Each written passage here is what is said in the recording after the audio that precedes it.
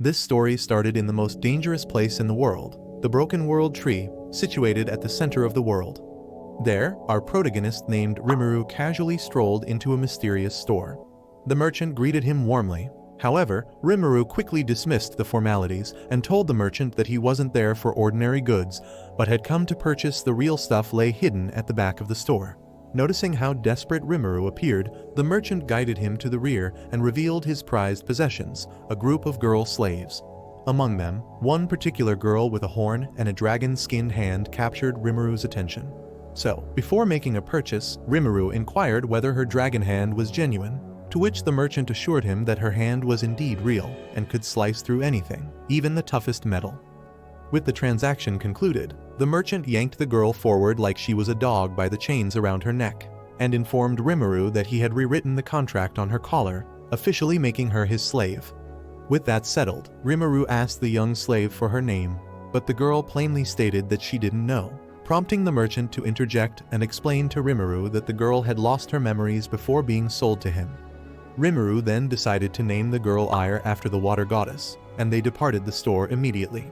Later, while heading to the inn that night, Rimmeru, speaking in codes, told Ire that everyone needed a goal to survive, and then revealed that his own goal was to reach the grand city of Ralm.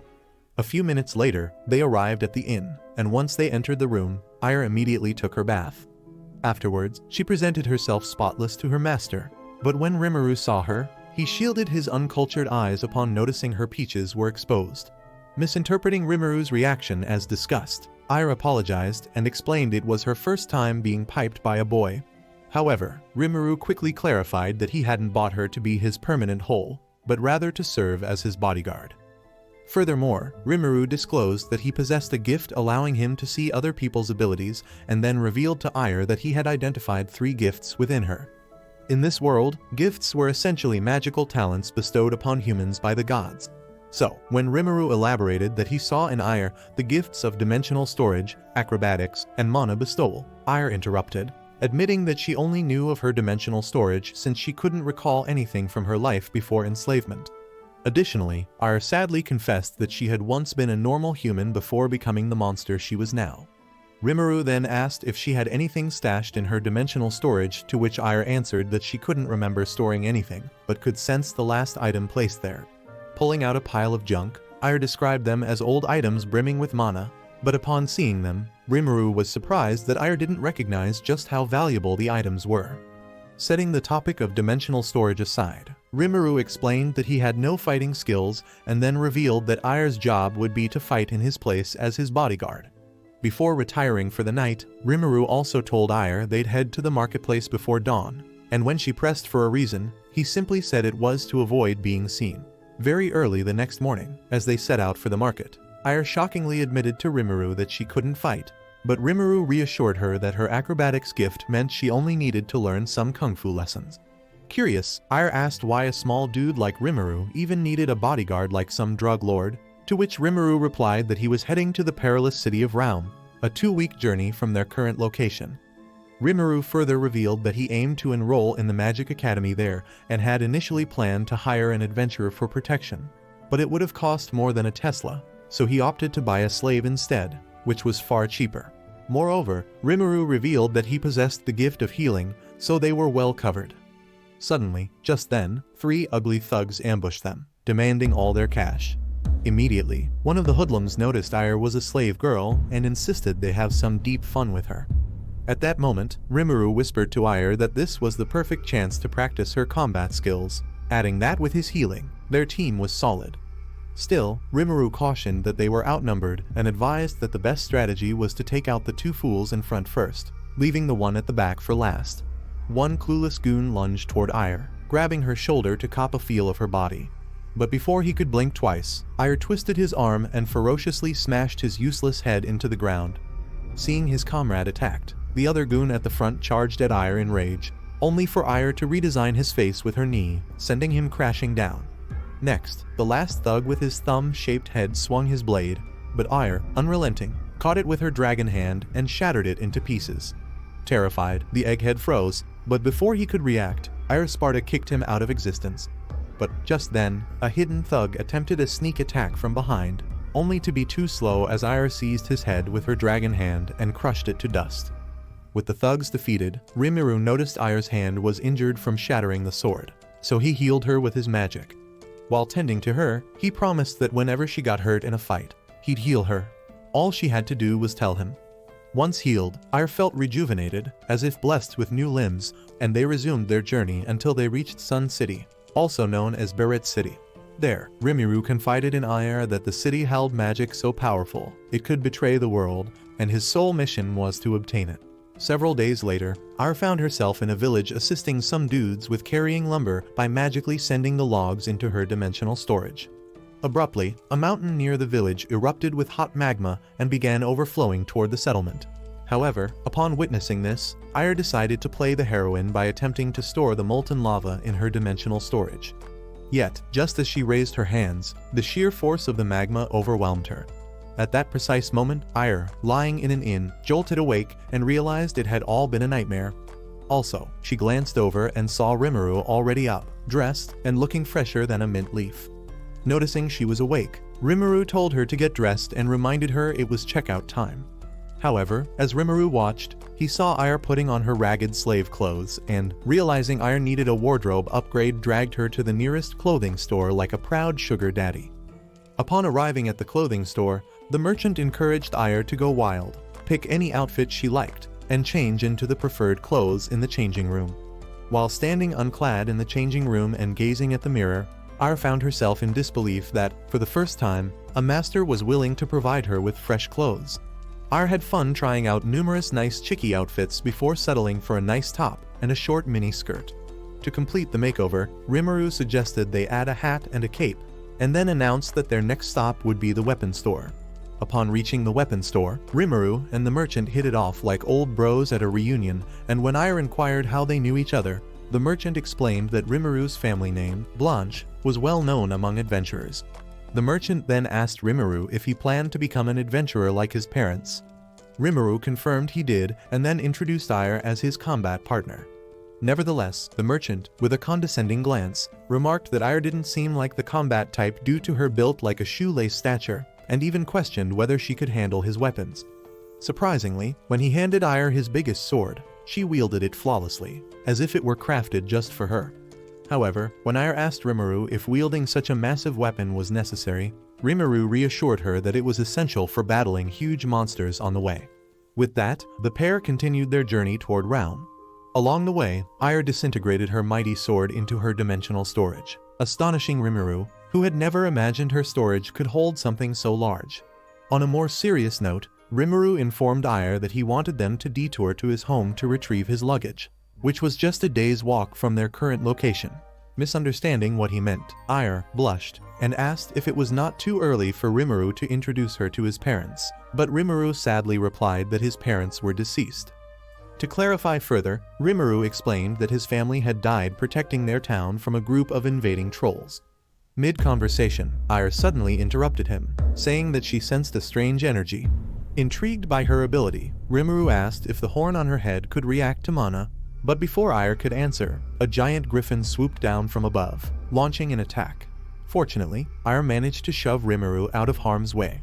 As the massive bird prepared for a second strike, Ire swiftly summoned her enormous blade from her dimensional storage. However, they then realized the creature was using the sun to hide its position. Suddenly, as the beast dove in for the final attack, Ire swung her blade with divine timing, cleaving it in two, literally cracking the earth and shattering her weapon in the process. Unfortunately, this feat took a severe toll on Ire's body, causing her to bleed from every opening. As she collapsed unconscious, Rimmeru rushed to her side and, placing his hand on her, cast a powerful healing spell to restore her. Moments later, Ire finally regained consciousness only to find Rimmeru's cultured hand resting comfortably on her flat chest bubbles. But before she could react, Rimmeru quickly explained that physical contact was necessary for his rookie healing magic.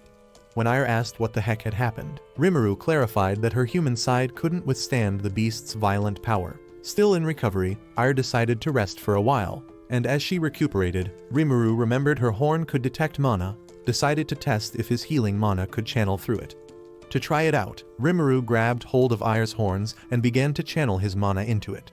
But when he noticed Ire didn't react in any way, Rimmeru decided to crank it up and suddenly Ire started to scream happy noises.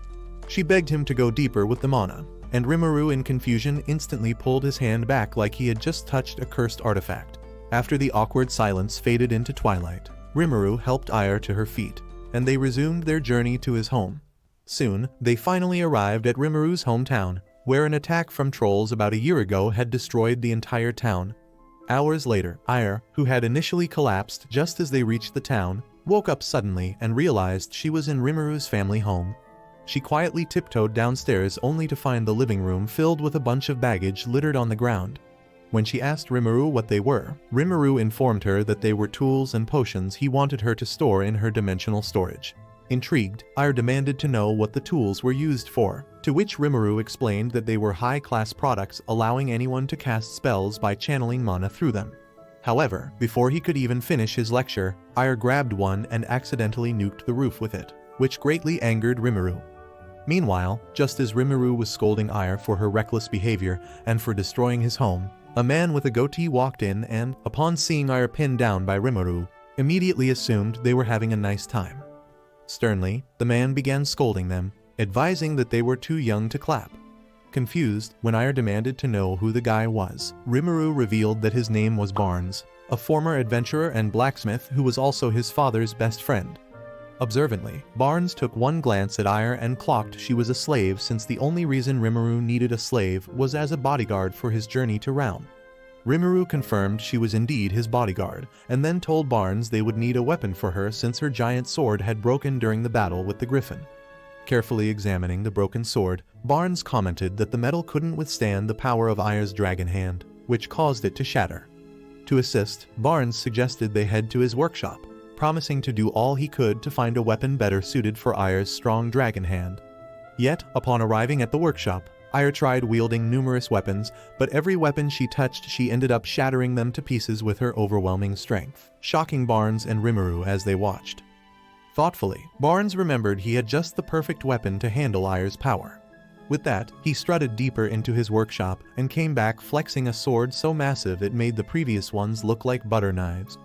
Barnes then stabbed the giant sword into the ground, and as Ire picked up the blade capable of dividing even the firmament of heaven, she remarked on how light it felt.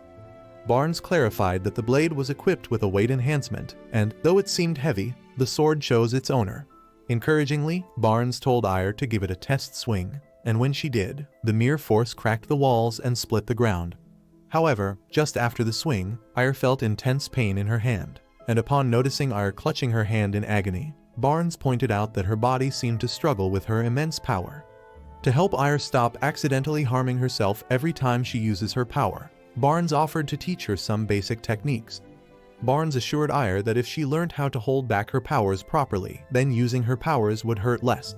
To illustrate, Barnes showed her the essentials using a practice dummy and a plain sword. As he swung at the dummy, Barnes told Ire that with the right stance, ideal speed, and precise angle, she could wield her power effectively. But after the lesson, Ire complained that his techniques were too plain and basic and insisted she needed something flashy. Barnes responded that if she wanted a flashy attack, she simply needed to add a little mana to the techniques he'd taught her.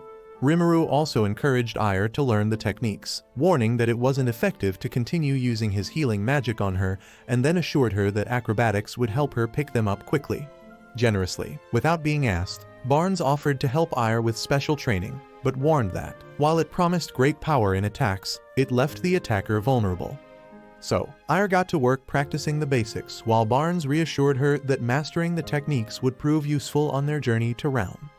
Once the training was over, Rimmeru demanded to know how much the sword Barnes had given Ire cost, but Barnes snapped, yelling that if he wanted a sword for sale he could visit eBay, but his blade wasn't for sale.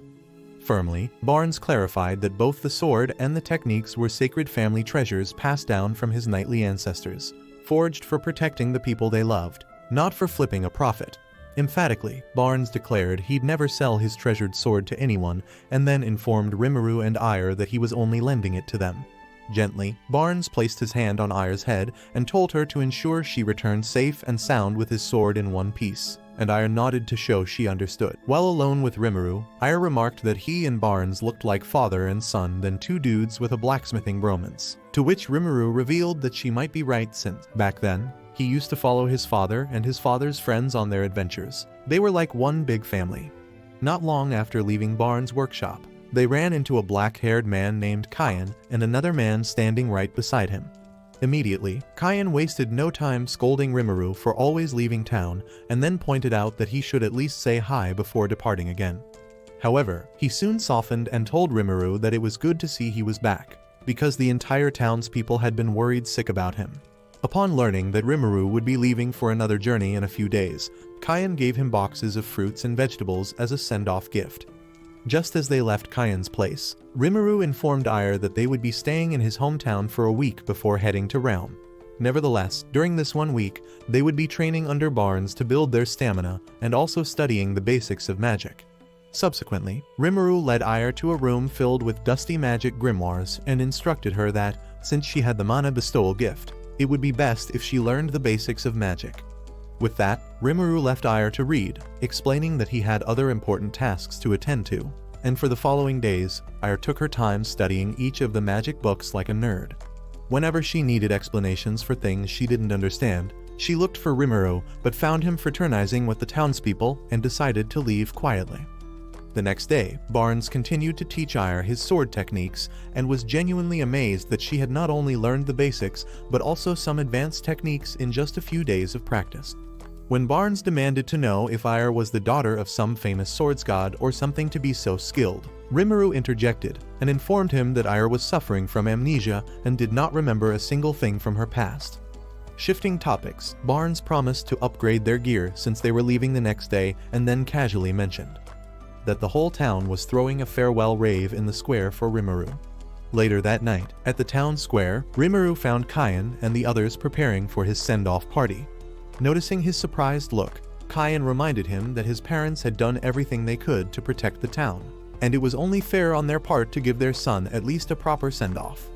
Meanwhile, Aya sadly noticed that Rimmeru had little time for her and was more absorbed in his townspeople. Later at home, while Rimmeru prepared for the party, he instructed Aya to store all the gifts they had received inside her dimensional storage. When Aya asked if she should store the gifts in the basement as well, Rimmeru replied with a no, explaining that the stuff in the basement was just dangerous drugs that were of no use. Suddenly, a pack of hyperactive town kids rushed into the house, asking Rimmeru to hurry up as the send-off party was about to start. Rimmeru asked his town friends to chill for a minute and, turning to Aya, asked if she was ready, urging that they go to the party together. In response, Aya coldly asked if it was an order from a master to a slave, and when Rimmeru replied saying no, Aya declined and said she wasn't going. As Rimmeru and his friends left the house for the party, Aya, pacing around the house, thought about how close Rimmeru was to the people of his town, which made her start to miss her own hometown. Moments later, as she wondered where she would end up when Rimmeru was finally done with his task, she spotted a cute cat and chased after it. Just when she thought she had caught the cat, it slipped from her hand and headed down to the basement. Aya followed the cat toward the basement, but suddenly, she tripped and crashed headfirst down the stairs.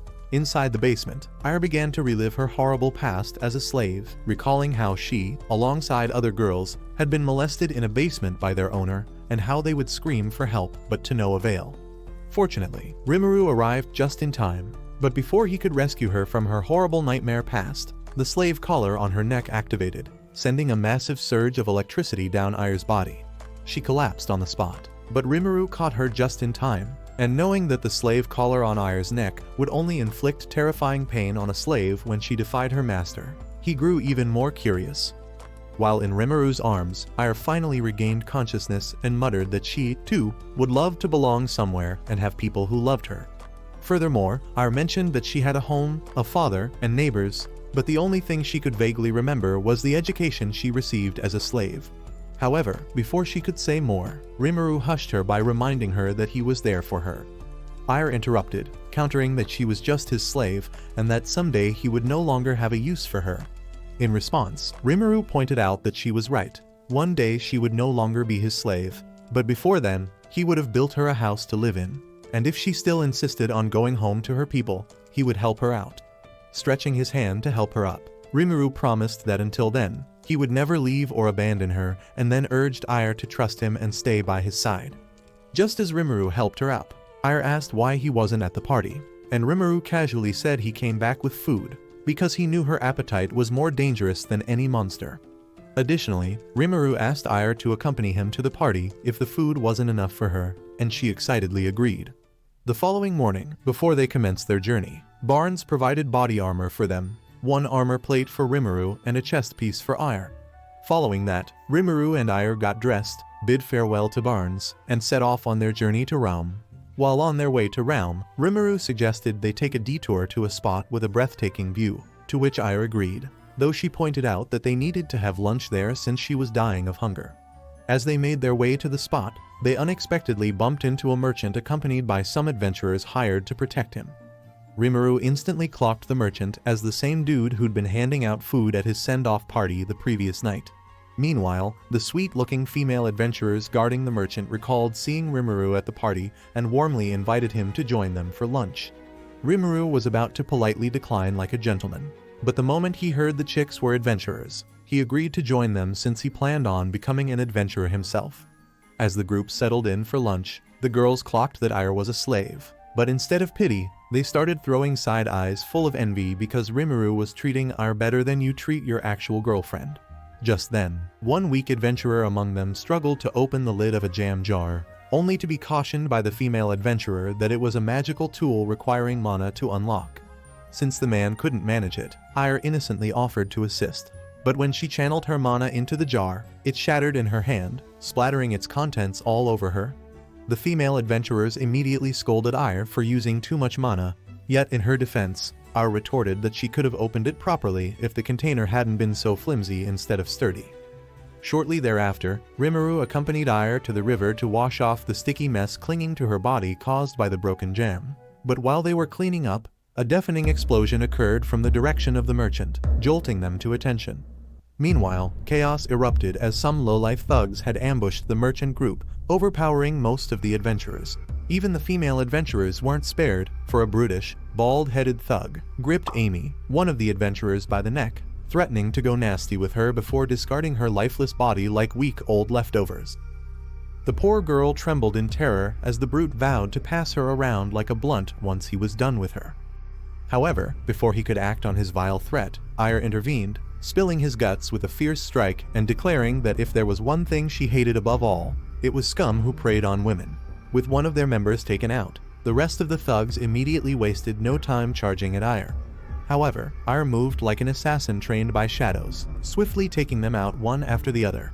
Realizing they were outmatched, a thug cleverly used a magic box to summon an impenetrable shield and smiled, confidently knowing that no ordinary adventurer could break it. Yet, to his utter shock, Ire activated her mana bestowal and effortlessly shattered his so-called impenetrable shield into nothing. As she took down most of the thugs, the last one desperately started begging for his life to be spared, claiming they weren't robbers but travelers attacked up the mountain by a beast. Nevertheless, Ire savagely stabbed his chest with her sharp dragon claws, ending his life in an instant. As the dust finally settled, Rimmeru quickly rushed over to Amy, offering to heal her wounds. Gently placing his hand on her massive milkers, Rimmeru healed her completely, and, feeling brand new, Amy gratefully thanked him for saving her life. When Amy casually commented on how strong Ire was, Rimmeru explained that he had hired Ire as his bodyguard on his way to Ralm, fully aware that traveling the dangerous roads alone was a death wish. After hearing this, Amy wisely advised him to ensure he took good care of Ire. Following this, Rimmeru noticed that Ire was wearing a gloomy expression and firmly demanded to know what troubled her. Hesitantly, Ire opened up, confessing she felt sad, believing she could have saved everyone if she'd been just a bit faster. But Rimmeru gently assured her that she did all she could and then praised her for attacking just as Barnes had taught her. He further remarked that, in fact, he was Barnes' first student, though, being utterly useless at combat, he had learned nothing. Following this, the remaining adventurers decided to bury their dead, and after paying respects to their fallen homies, they resumed their journey to the Adventurers Guild. Along the way, Amy curiously asked Rimmeru why he had chosen to go to the Magic Academy in far-off Ralm when he could simply enroll at the nearby Adventurer School, but Rimmeru replied that the Adventurer School couldn't offer him exactly what he sought. Later, when the driver of the carriage announced they were nearing the main city, Ire, equally intrigued, also asked Rimmeru the same question about his decision to travel all the way to the Magic Academy in Ralm instead of choosing a closer one, to which Rimmeru admitted he couldn't tell her the reason yet but promised to reveal it when the time was right. Soon after, they entered the city, and Amy kindly showed them to the Adventurers Guild. Upon stepping inside, she pointed them toward the receptionist for registration, and then mentioned she'd be heading off to report on her quest. Just as she departed, Rimmeru and Ire confidently headed over to the receptionist to get registered as adventurers. At first, the receptionist sternly warned that adventuring wasn't the kind of business young ones like them could handle. But when Rimmeru calmly assured her everything would be fine since he had a combat slave to accompany him, the receptionist relented and handed them a form to fill out. After completing the form, the receptionist informed the duo that they needed to clear a common quest before they could become full-fledged adventurers. She then explained that there were 3 quests to choose from: picking a medieval herb, transporting lumber, or hunting for meat. Without hesitating much, Rimmeru selected the lumber quest, though inwardly Ire knew he chose it because of her dimensional storage ability. Suddenly, an arrogant adventurer named Kevin, standing behind Rimmeru and Ire, rudely yelled, demanding they either get lost or move out of his way. Kevin turned to the receptionist, smugly demanding to know what on earth was causing the delay. Meanwhile, Rimmeru cast Kevin a quick side-eye, then deliberately ignored him as if nothing had been said and proceeded to confirm with the receptionist that he would take the lumber side quest. With a smug tone, Kevin inquired whether Rimmeru was interested in the lumber quest, and then informed him that he would be needing a horse for the mission. However, Rimmeru walked past him like he didn't exist while clarifying that he didn't need his advice. Infuriated by this, Kevin shouted, called Rimmeru a newbie, and sternly warned him never to speak disrespectfully again unless he wanted to be crushed into sand. At that precise moment, Ire stepped in, coolly asking the arrogant fool if his condescending behavior was how adventurers ought to conduct themselves, which only fueled Kevin's anger further. Without a second thought, Kevin seized Rimmeru by the collar, threatening to beat the daylight out of him if he continued yapping. However, before Kevin could finish his threat, Ire swiftly landed a dragon fist punch to his ugly face, sending Kevin crashing into the nearest available wall. Ire followed up the attack by shoving her dragon-clawed hand into Kevin's mouth, and, with a cold stare, promised that if he ever touched her master again, she'd rip his mouth open immediately. Rimmeru called Ire to order, sternly cautioned her never to act without his command, and then instructed her to wait outside. The receptionist, who had silently observed the entire scene, explained to Rimmeru that Kevin's arrogance began after he defeated a goblin, and ever since, he had been prideful. While Ire waited outside for Rimmeru, Amy approached her, casually asking if they had booked an inn for the night. When Ire replied that they hadn't, Amy shared that her party had received 2 rooms from the guild and kindly offered one to Ire and Rimmeru. Amy asked if they would prefer the twin or double bedroom, and as Ire pondered her response, the scene shifted hours later to the room, where Rimmeru grumbled bitterly that Ire had picked the twin bed over the double. When Ire explained that she chose the twin bed because it was more economical, since Amy had mentioned adventurers' bodyguards don't earn much, Rimmeru failed to listen to her explanation and decided to sleep in the bathroom instead. The following morning, Rimmeru woke up looking like a mess. When Ire asked if the reason he looked that way was because he had refused to sleep with her on the bed, Rimmeru responded coldly that she was to blame. Hearing this, Ire began to wonder if the reason Rimmeru had been avoiding to have fun with her was simply because he preferred Amy's busty pillows instead of her chopping board chest. She had always assumed young guys would smash anyone as long as they had, even if it was just a pimple on the chest, but since Rimmeru avoided entering her hole, Ire concluded that her dragon traits must disgust him. Frustrated, Ire demanded to know if she was truly useful to Rimmeru, to which Rimmeru gently assured her that there was no one better suited for him than her. Several hours later, Rimmeru and Ire arrived at the city's outskirts for the lumber quest, only to find Kevin there, still visibly fuming from his earlier thrashing by Ire. Rimmeru and Ire walked over to meet the guy overseeing the quest, introduced themselves, and explained their purpose.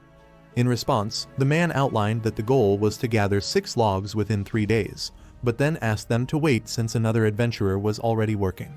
While they waited, the overseer requested Rimmeru to write down how many logs he could carry that day, and as Rimmeru jotted it down, he confidently declared they would haul all 6 logs.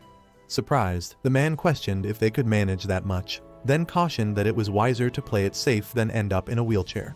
In addition, the man also warned Rimmeru that magic beasts had suddenly been showing up around the vicinity lately, but Rimmeru assured him that he was safe as long as his slave was with him.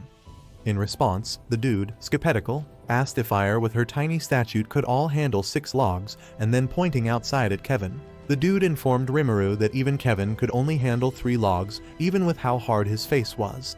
Suddenly, an old man burst in, shouting about trouble. Calmly, the overseer asked if it involved a tree falling on someone, but the old man clarified that it wasn't that, and then revealed that a magic beast had appeared. Alarmed, the guy in charge ordered the old man to immediately evacuate everyone wounded in the vicinity and then go by horse to inform the guild in the city. Concerned, Rimmeru offered to be of help, explaining that he could heal the injured, and the dude, grateful, thanked him. Meanwhile, as they stepped outside, they were stunned to see a massive grand hedgehog looming before the facility. Wasting no time, the proud Kevin launched an attack on the beast, ignoring the other adventurers' pleas to retreat. Rimmeru shouted, urging Kevin to fall back and not throw his useless life away, but Kevin snapped back, calling him an idiotic newbie and demanding that Rimmeru never underestimate him. Mid-attack, Kevin boasted that he was a true adventurer, claiming all adventurers were a bit crazy. Doubling down, Kevin insisted no one should belittle him, and then swore that retreating was the one thing adventurers never did. However, before he could even finish his rants, a mysterious force impaled his guts, sending him crashing to the ground. At that moment, Ire, with the speed of lightning, breezed through, grabbed Kevin by the hand, and dropped his half-dead body in front of Rimmeru. Rimmeru immediately summoned magic circles, with the intention of healing Kevin's deep wounds. While in the healing process, he instructed Ire to buy time, and instantly, Ire magically pulled her weapon from the store before charging at the beast. But the beast's claws nearly made her blind, leading her to realize she needed something longer if she was going to reach that oversized porcupine. At the same time, the quest manager approached Rimmeru, who was still healing Kevin, and urged him to abandon Kevin since he wasn't responding to the healing, suggesting they move to another wounded victim. Yet Rimmeru insisted that Kevin wasn't dead and refused to give up on him. Nevertheless, when the man persisted, arguing Kevin was already halfway to the great beyond, and that there was no need to waste precious time, Rimmeru firmly declared that he was a Blanche, and because of that, he would never flee a battlefield while leaving injured people behind.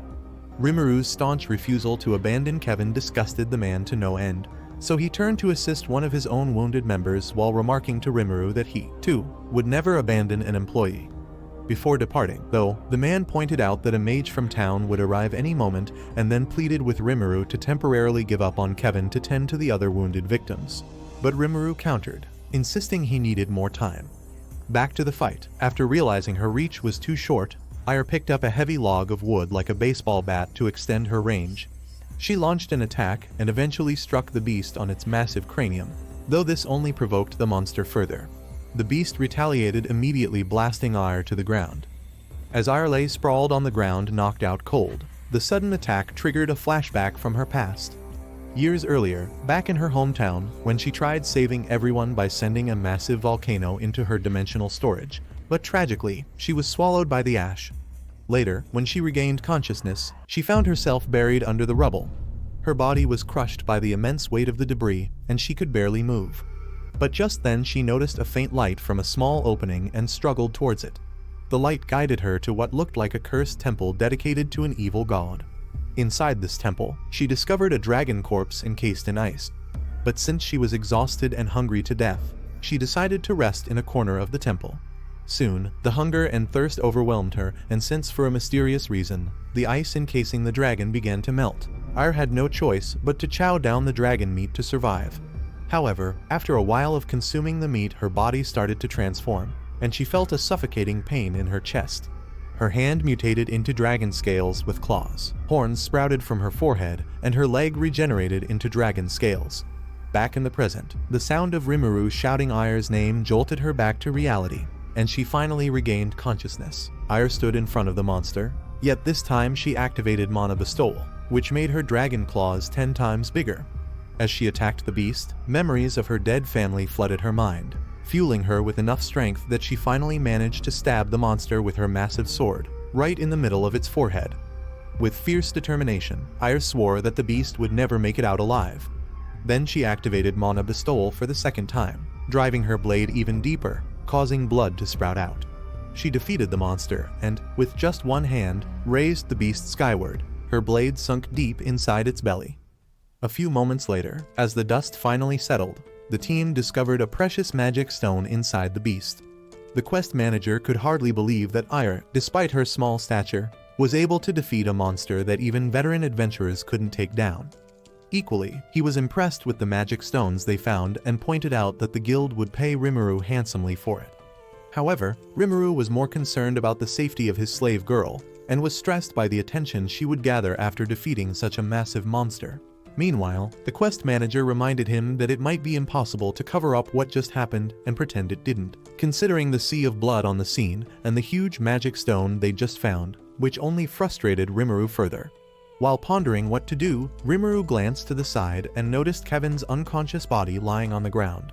Suddenly, this ignited an idea, so he asked the quest manager if they could let Kevin take all the credit for defeating the monster. When the quest manager asked if they should lie that Kevin defeated the monster, Rimmeru replied yes, stating he preferred it that way. Confidently, Rimmeru elaborated on the lie, narrating that they would say Kevin and the beast were engaged in a fierce battle to the death, and after defeating the monster, Kevin sustained a massive injury to the head that gave him amnesia, leaving him unable to remember all that happened. Thoughtfully, the quest manager considered Rimmeru's idea, rubbed the back of his head, and concluded it made sense. Shortly afterward, Ire bounced back like a champ and started the lumber quest by pulling all 6 heavy logs, while Rimmeru just laid on them like a lazy royalty enjoying the view. During the activity, Ire revealed to Rimmeru that, amid her fight with the beast, she remembered something from her past. Quietly, she elaborated that she used to live with her family at the foot of a huge volcano, but while trying to save them from an eruption, she got swallowed up by a massive blast. Before she knew it, she found herself in an unfamiliar temple. Furthermore, Ire narrated how she ate the dragon she found there and then transformed. When Rimmeru inquired what happened next, Ire revealed that after she mutated, she felt an immense power surge from within her. Moments later, she explained how she roamed around the temple and stumbled upon a mysterious site that looked like a treasure vault, but found nobody there. However, Ire added that she put all the treasures she discovered into her dimensional storage and soon found an exit out of the temple, which she followed to leave.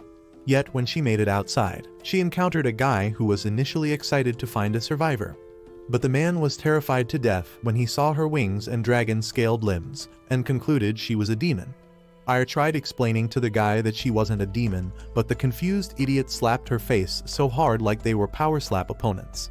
Ire explained that she blacked out after the slap, and when she finally regained consciousness, she found herself imprisoned by a slave company. She couldn't even resist because of the slave collar around her neck, and soon discovered that some kind of drugs had been used to muddle their memories. Back in the present, when Rimmeru asked if that was all she could remember, Ire replied with a yes. Rimmeru then asked if she remembered the name of her village or anything before the eruption, to which Ire simply responded that she didn't recall any of those things. But before Rimmeru could inquire whether the rare items they had initially found in her storage came from the temple, someone shouted their names from a distance. It turned out to be Amy, who approached them and asked if they were safe. Amy explained that they were worried when they heard they had been suddenly attacked by a hedgehog, and then asked Rimmeru again if they were certain they were all right. In response, Rimmeru assured her they were fine, but even though no one asked, Rimmeru anxiously pointed out that someone else had clapped the beast, not them. Nervously, Rimmeru further elaborated that they only assisted with the healing of the wounded people. After hearing what he had to say, Amy suggested they follow her to her inn so they could rest and recover in time. But when Rimmeru reminded her that they were yet to complete the test, Amy clarified that the mission wasn't exactly a test, but rather a ploy to push odd jobs onto newcomers. A few hours later, they arrived at Amy's inn, where she gave Rimmeru medicine to aid his recovery. While Rimmeru was knocked out on the bed, Amy informed Ire that she would be heading back to the guild and would see them the following day. Ire thanked her for her help, and just as Amy left, Ire decided to take a nap with Rimmeru. She removed her armor and dove right into the bed beside him. Suddenly, Rimmeru woke up to find her sleeping next to him. Shocked, he shouted, demanding to know why she was so close to him and so exposed, to which Ire explained that she just wanted to make him feel better. The next day at the Adventurers Guild, the receptionist announced the good news that they had passed the test and were now officially adventurers. She then asked if they were willing to take their first request as adventurers and recommended a quest involving carrying lumber. However, Amy, who suddenly appeared out of nowhere, suggested that since she and her party were taking a quest to the city of Ralm, Rimmeru and Ire could join them on the journey together. The quest involved guarding a merchant, and when the team reached the location, they realized it was the same merchant Ire had saved from hoodlums. Surprisingly, they also noticed Kevin among the adventurers tasked with bodyguarding the merchant. When Rimmeru inquired why Kevin had decided to take the quest, Kevin replied that he was heading to Ralm. Rimmeru then asked why he was heading to Ralm, to which Kevin explained that after waking up from battling the monster Hedgehog, he was being treated like a hero, with everyone praising him for defeating it. Kevin admitted he found that creepy, and since he wanted no sudden expectations from people, he had decided to leave the town and head to Ralm. Just then, Amy interrupted the conversation, informing Rimmeru that another adventurer named Hamia would be joining them on the mission, and then introduced her to the team. Soon after, the big-headed merchant announced that they were ready to leave, and thus the journey to Ralm commenced. After riding some distance, the merchant's assistant announced that once they passed the hill, they would take a lunch break. Accordingly, once they crossed the hill, the team settled down to eat. While they were at it, Kevin approached Rimmeru and Ire, asking if they were the ones who took down the hedgehog. When Rimmeru denied it, reminding Kevin that he was the one responsible for defeating the monster, Kevin assured him there was no way he could have turned a monster into a pile of mush. Seeing no way out of it, Rimmeru admitted they were the ones, and for the first time, Kevin swallowed his bitter pride and thanked him. This led Rimmeru to reason that the guy might not be as bad as they had thought. Shortly afterward, the journey resumed, and inside the carriage, Rimmeru asked Kevin what had happened to his slave. Kevin replied that he had chased the useless guy away, but Amy immediately chimed in, asking him not to phrase it in such a misunderstandable way. To clarify, Amy explained to Rimmeru that Kevin had given his entire reward to his slave and set him free.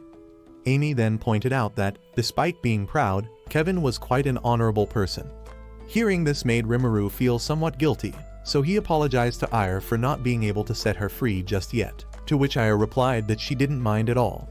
At that moment, the Mario Brothers-looking merchant announced to the team that they had finally arrived at Ralm.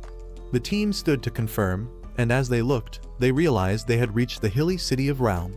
Ire then turned to Rimmeru, pointing out that they had finally made it to Ralm, to which Rimmeru responded with a silent yes. However, to Rimmeru, Ralm was merely a stop on his journey, for his actual goal lay even further ahead.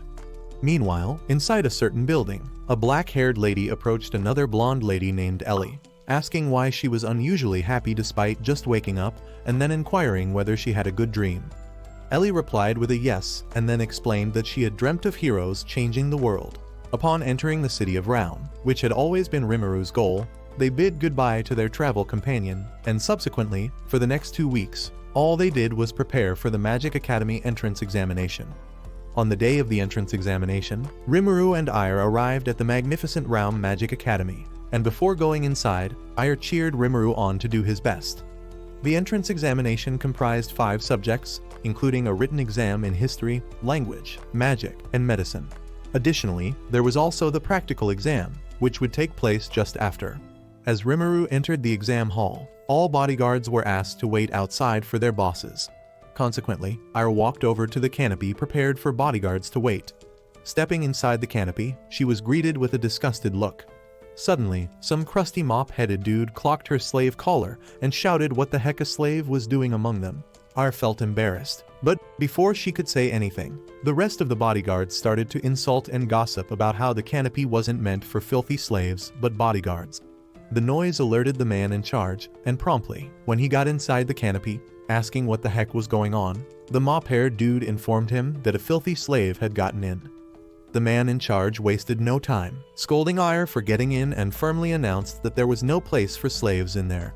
When the man warned that if she didn't get out immediately, her master would be expelled even before he got admitted, Ire shoved the rough-haired man aside and angrily left the canopy in annoyance. Strolling around the school building, Ire remembered that was how slaves had always been treated. But having been with Rimmeru, who had treated her like a queen, she had forgotten what it felt like to be abused and looked down on. To pass time while waiting for Rimmeru, Ire whipped out her sword and started slicing the air with elegance. And at that moment, someone watching her practice started to clap for her. It turned out to be Ellie standing on the balcony, who, completely mesmerized by the sword practice she watched, asked Ire who she was. Ayr introduced herself as the bodyguard to one of the students taking the entrance exam. But Ellie couldn't hear her well from upstairs and told Ayr to chill while she joined her on the ground. Ellie decided to descend like Tarzan climbing the window and then used a tree branch as a means of getting down. But unfortunately, the branch wasn't strong enough, so it broke, and she fell. But Ayr was luckily right there to catch her just in time before she plastered herself to the ground. Afterward, Ellie introduced herself to Ayr as a first-year student and part of the library committee and gratefully thanked Ayr for saving her life. However, just then, Ellie noticed that Ayr was a slave but still complimented Ayr on how good-looking she was. When Ellie mentioned that Ayr's master must really take good care of her because of how good she was, Ayr responded, telling her that her master was a really kind person. Touched, Ellie remarked that since her master was a kind person, it would be nice if he got accepted into the academy, causing Ayr to wonder how Rimmeru must be doing in the exam. Meanwhile, inside the school, it was time for the practical exams. The exam instructor announced that for the exam, the aim would be to shoot the withered piece of the world tree with whatever spell the candidate was comfortable using. Furthermore, the examiner pointed out that the practical exam would be in groups. The practical exam started, and the first group of students wasted no time unleashing fiery blasts at the world tree. One particular student summoned multiple magic circles that rained a powerful surge of electricity on the tree. Watching the first set of students show their magical prowess, Rimmeru was greatly impressed. Next, Group C was called in, and this was Rimmeru's exact group. Rimmeru walked straight to the world tree, and as he placed his hand on it, magical circles appeared. This caused the other set of students to laugh and mock him. One student laughed at the fact that Rimmeru had to make contact before using healing magic, since everyone knew that healing magic was basically useless if it couldn't be used at a distance. Soon after, Ayr, who had been waiting outside the school gate, noticed Rimmeru strolling out wearing a sad expression and asked him how the exam went.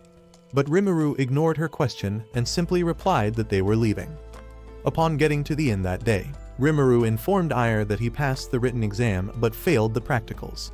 Nevertheless, he would be resuming school the following week. Ayr congratulated him, but as she moved toward him, Rimmeru also informed her that he would be setting her free from slavery. This came as a shock to Ayr, and as she asked why he would want to do that, Rimmeru reminded her that when he initially bought her as a slave, he had told her that her job was to get him safely to Ralm, which she had done. Now, she had no reason to continue being his slave and was free to go. But Ayr, moved with emotion, bear hugged Rimmeru and begged him not to release her. She grabbed tightly to his scrawny body, nearly crushing his skeleton to stardust, but quickly apologized when she realized Rimmeru was clutching his hand in pain. As Rimmeru healed his broken hand, he reminded Ayr that he had earlier promised to tell her why he desperately needed to enroll in Ralm Magic Academy and asked if she was ready to hear. Ayr replied, vowing to stay by his side forever, and then begged that he tell her the reason. Rimmeru dramatically revealed that his goal was to develop a resurrection spell. To elaborate, Rimmeru explained that the reason why he had instructed Ayr earlier back in his home not to enter the basement was because he was preserving his parents' corpses down there. Rimmeru further revealed that the Magic Academy in Ralm housed the largest and oldest library in the world, which was very essential for him to conduct research in creating the resurrection spell. Moreover, Rimmeru clarified that since the resurrection spell was a taboo in the country, just knowing about it could put a person's life in danger, which was why he didn't want Ayr to be a part of it. Yet, Ayr placed her hand on his palm and assured him that she would never leave his side, and Rimmeru, touched by her genuine show of affection, thanked her. The next day, while walking the street, Ayr asked Rimmeru if he would be buying everything he would need for school, to which Rimmeru replied with a yes, but informed her that to do so, they would need to reunite with Amy at the Adventurer Guild to find a quest to earn the cash he would need. When Ayr asked why he couldn't just sell the items she got in her dimensional storage instead, Rimmeru replied that the stuff in her storage was too valuable to be sold, so their only option would be to work by doing some quests. With that, Ayr excitedly sprinted ahead, ready to make some money, but Rimmeru warned her not to run ahead since she had no idea where the guild was. But Ayr turned back and reminded him that she was no longer his slave and didn't have to follow his orders anymore. Hours later, the duo arrived at the capital city of Ralm, where the Adventurer Guild was, and found Amy and Kevin already waiting, waving at them. On getting close to where Amy and Kevin were, Amy congratulated Rimmeru on gaining admission into the academy, and Rimmeru thanked her. Rimmeru then asked Amy if she had found any good quests, To which she replied and was about to say something that happened earlier about Kevin, but Kevin tried shutting her up. When Rimmeru pressed to know what happened, Amy revealed that Kevin was earlier crying worse than a girl because the guild prohibited him from going on a quest alone. Feeling embarrassed, Kevin chimed in, explaining that it was because all the quests he could take involved facing dangerous monsters. Rimmeru immediately interrupted him, asking if they could take the quest together since they should be good with Ire by their side. Ire, now doubled, replied, saying the quest should be easy peasy. This terrified the rest of the team, who wondered when the heck Ire became a twin. Stunned, the two Ires looked at each other and instantly started throwing hands at each other's faces violently. Trying to figure out which one of the Ires was a fake, Rimmeru decided to use his gift to identify which one possessed the dimensional storage ability. Instantly, the moment Rimmeru discovered the truth, he alerted Amy to the impostor, and Amy swiftly blasted the fake Ire with a water bullet. The water bullet peeled off part of the faker's face, revealing those demonic, dark, sinister eyes beneath the skin, leading Rimmeru and Amy to conclude that the mastermind behind the doppelganger was employing transformation magic. With one part of the face ripped out, the evil doppelganger charged at Ire with a ferocious punch, but Ire blocked the punch with her dragon palm. Ire wasted no time activating Mana Bestowal and countered with a powerful attack of her own.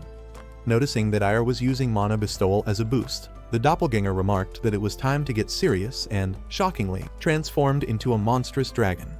Seeing this, everyone was shocked to the bones, and Ire immediately soared upward to confront the dragon, demanding to know what it wanted and why it was attacking them.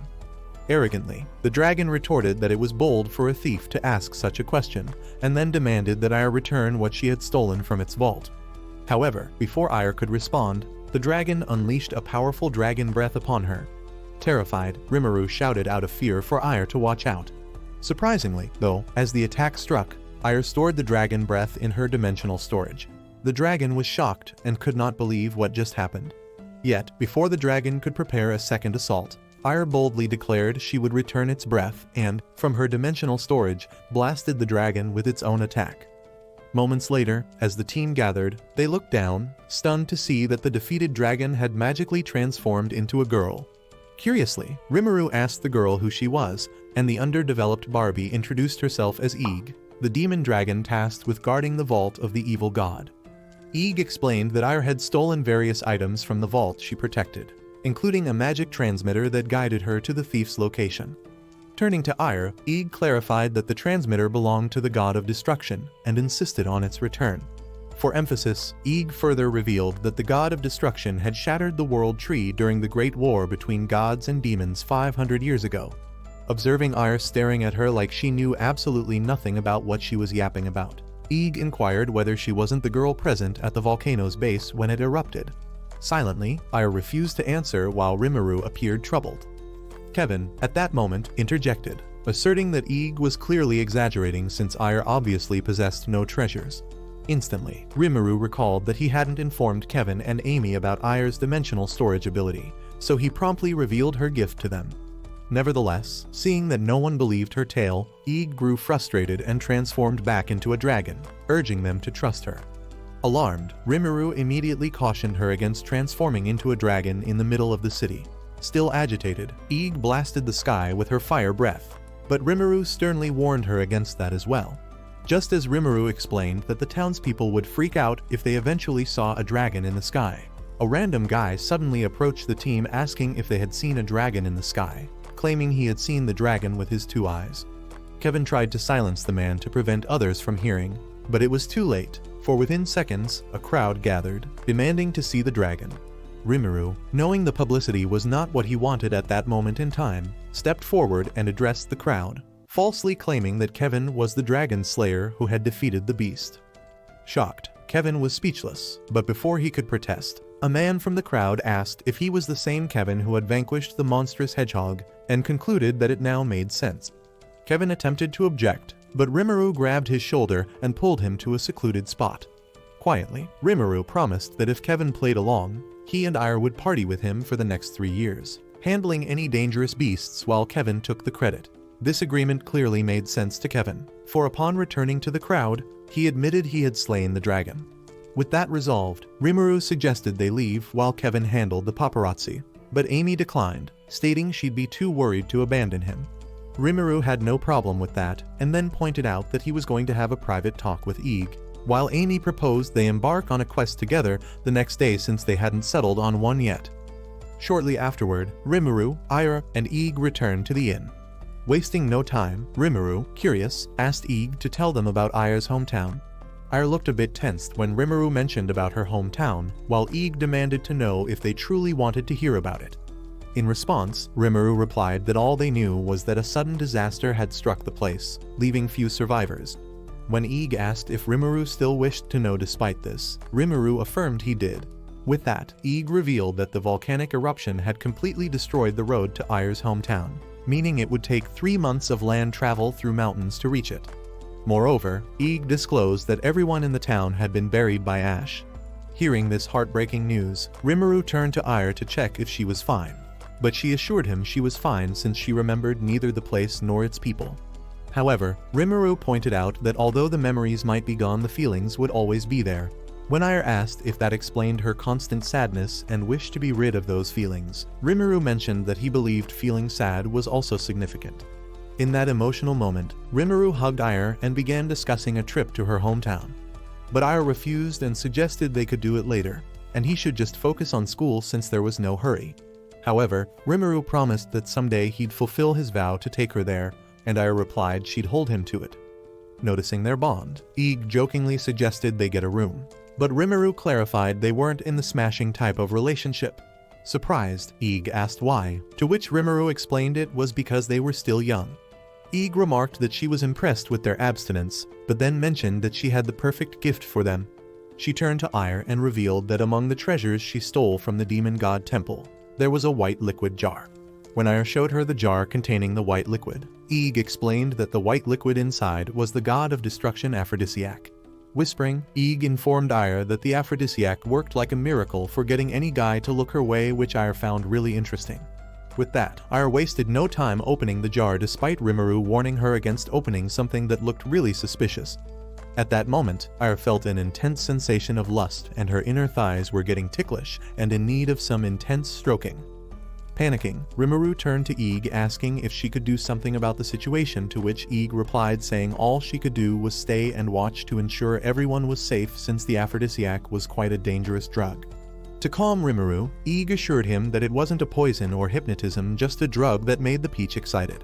But still, Rimmeru shouted, asking why on earth such a drug would even be in a temple in the first place, and then decided to use healing magic to fix the problem. Rimmeru clarified that since Ire's horn was sensitive to mana, he would just make her climax through her horn to calm her down. Rimmeru started channeling mana into Ire's horn, causing her to scream worse than a chick getting piped by a BBC. Meanwhile, at the Ralm Magic Academy faculty room, the director, Warak, and a fellow teacher discussed about the plans for the upcoming orientation. While going through the plans on the paper, Warak pointed out how the students that were ranked F class had the same scores as even those that were ranked A class, and thought it would be best to teach the F ranks their place in the school. The first day of school finally arrived. However, Rimmeru appeared visibly worried. Noticing this, Ire approached him and inquired about the issue, to which Rimmeru responded that he was anxious about what she would wear to school. Rimmeru elaborated that half the students at the academy were nobles who would arrive with their impeccably dressed bodyguards. Moreover, Rimmeru highlighted that it would be tough for Ire to wear the same outfit to school every day. At that moment, Ig interjected, assuring them there was no cause for concern. She explained that among the treasures in the vault, there were surely clothes fit to impress the upper class. A few moments later, Rimmeru stood dressed in his school uniform, ready to leave for school, while Ire declared she was prepared as well. With that, Rimmeru directed them to head out, though Ire, dressed like a retired stripper, trudged behind. When Rimmeru turned and saw Ire looking a cast from 50 Shades of Grey, he immediately demanded to know why she was dressed that way. Before Ire could answer, Ig stepped in, showcasing the outfits and explaining they couldn't decide between the two, while Ire concluded she'd chosen the one she thought he'd prefer. But Rimmeru immediately ordered her to change into the second outfit. Shortly thereafter, Rimmeru and Ire arrived at the Magic Academy, where Rimmeru discovered he'd been assigned to Class F. Ire then noted she'd need to head to the bodyguard waiting room, and Rimmeru agreed, saying he'd catch up with her later. Minutes later, Rimmeru entered his classroom, only to receive a cold reception from his peers. Soon after, the teacher, Warak, entered as well, announcing he was in charge of Class F. To kick off the session, Warak revealed that in 2 weeks, they'd camp in the northern forest, home to elves, for orientation, and all students would need to fend for themselves. Warak further clarified that students were sorted into classes from A to F based on exam scores. Additionally, Warak disclosed that a competition between class ranks would take place at the orientation, offering them a chance to prove themselves as the academy's underdogs. Just then, a cute girl from Class F interrupted, asking if they'd spend the night at the camp, which Warak confirmed. Irritated, she protested that sleeping in the forest was too barbaric, but Warak calmly countered that, as the lowest-ranked students, they couldn't afford to be choosy. Hearing this, she fell silent and returned to her seat. Meanwhile, Rimmeru, sitting quietly, reflected on Warak's words and realized that as the lowest-ranked students, they lacked the luxury of choosing their lessons, and failing a test could end their school life. When a black-haired boy asked if bodyguards could join the orientation, Warak affirmed they could since most high-ranking nobles lacked camping skills. Before dismissing the class, Warak advised them to prepare for anything and hinted they could learn more about the orientation in the library, though he quickly stopped himself. As Warak exited, the other students promptly left, too, leaving Rimmeru worried that the teacher had given such a huge hint. Yet the lazy losers had just gone home like it didn't concern them. However, Rimmeru decided to head to the library to check out the hint. Thus, Rimmeru headed to the bodyguard area to fetch Aya, but was stunned to see her drawing so much attention from guys trying to riz her for looking like a snack in her maid outfit. Spotting Rimmeru, Aya rushed to him, leaving the others jealous and wondering who the heck the beanstalk was. This annoyed Aya, but Rimmeru immediately stepped in to avoid any altercation. Following this, Rimmeru and Aya entered the library, where Ellie noticed Aya, so Ellie approached Aya and remarked that her presence in the academy must mean that her master got in, which Aya confirmed before introducing Rimmeru. Ellie then asked Rimmeru if he sought anything specific in the library. She added that, as a library committee member and his senior, she'd gladly assist with whatever he needed. Rimmeru thanked her and inquired about books on high-rank healing magic, explaining his interest as a healer. In response, Ellie revealed such books were located underground. As Rimmeru marveled at the vast underground section, Ellie explained that the further one go down the library, the larger the floors became. When Rimmeru asked if qualifications were required to enter the underground floors of the library, Ellie clarified that access depended on school year, grades, and extracurriculars. Ellie further revealed that further down the library one go, the more specialized and dangerous information one would get. This led Rimmeru to deduce that to obtain the knowledge he sought, he'd need to descend further. He also realized sneaking in at night wasn't an option. Raising his status was the only way, and to do that he would need to start by doing well at the upcoming orientation. To that end, he told Ellie he'd come to research the orientation. Handing him a book, Ellie explained it contained all past orientation records and a map of the Elven Forest. Suddenly, the pretty baddie from Rimmeru's class appeared, announcing she too wanted to review past orientations. However, a library attendant informed her that another student was making use of the record. When the girl looked to see who, she realized it was Rimmeru, and then mentioned that she would be back later. When Rimmeru was done, after hours of reading, Rimmeru felt a shoulder twitch and decided to stop for the day. However, Ellie advised that since he just got enrolled, there was no need to rush and read everything in one day like he was Jimmy Neutron. Still, Rimmeru insisted on ranking up and getting better. Rimmeru was determined never to let a single chance to enter the underground floor of the library pass him by. Curious from his reading, Rimmeru asked Ellie if orientation tasks always involved gathering materials, which she confirmed, explaining that it was a yearly tradition. Reflecting on this, Rimmeru pondered how Class A received the easiest tasks while Class F got the toughest. Over the next 2 weeks, Rimmeru diligently gathered orientation intel at the library. Additionally, on weekends, he took quests with his team into the Elven Forest, gaining a solid grasp of Ralm's geography and even upgrading his weapon at the blacksmith. Weeks later, the orientation day arrived, and all students, alongside Warak, assembled in the Elven Forest. Class F students began gossiping about Class A bringing 90 adventurers, and the other ranks above them also brought quite a large number, which they deemed unfair. Just then, Warak silenced the side talks and called for their attention. Warak announced that it was time to designate tasks to the different ranks. For Class A, Warak tasked them with gathering philo leaves, thrilling them due to the leaves' abundance. Next, Warak assigned Class B to collect Kuko nuts and Class C to gather Ragunya stones. When I asked what these were, Rimmeru explained they were rare healing materials, though the rate of completion of the task was pretty high. Then, Warak tasked Class D with catching spring rabbits and Class E with collecting a kilogram of wilted branches. Finally, Class F students recoiled in shock when Warak assigned them to gather a kilogram of giant bee honey. When I questioned what giant bees were, Rimmeru grimly revealed that a single bee's massive stinger and lethal venom could end one life instantly, and taking their honey meant facing a swarm. Even Ayer's overpowered strength wouldn't suffice. Unfazed, Warak declared they could quit and fail if the task seemed impossible. At that, a Class F student shouted that it was cruel tyranny. Sternly, Warak warned that abusive language was forbidden and threatened disqualification for anyone who protested without withdrawing. Another student, wearing glasses, suggested it was an academy ploy to make them motivational examples for higher ranks, since the higher ranks were given very easy tasks as opposed to what they were given. The pretty chick also asserted they were mere sacrifices, while Rimmeru just looked visibly tensed. Will Rimmeru and his classmates overcome the injustice melted on them? Comment, "The Noble and his Dragon Girl," if you're eager to find out in our part 2. Give this video a thumbs up if you enjoyed it, and don't forget to subscribe to the channel for more content like this. As always, thanks for watching.